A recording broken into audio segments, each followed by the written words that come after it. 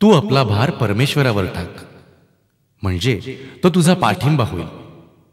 कारण परमेश्वराची प्रीती ही मृत्यूपेक्षाही प्रबळ आहे. हे परमेश्वरा, तुला सोडून मी बहकलो, असत्याची कास धरून अन्याय करू लागलो.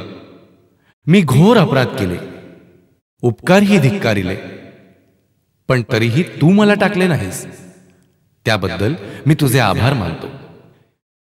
हे परमेश्वरा, मला माझ्या पापांची जाणीव झाली आहे. मी पदोपदी पापे केली.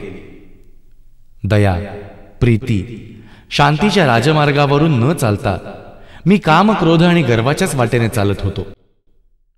आज मागे वळून पाहताना माझे मलाच दुःख वाटते. हे प्रभो, माझे रक्षण कर. माझ्या पापांसाठी मला क्षमा कर. माझ्यावर कोपू नकोस, कारण तुझी करुणा अनंत आहे.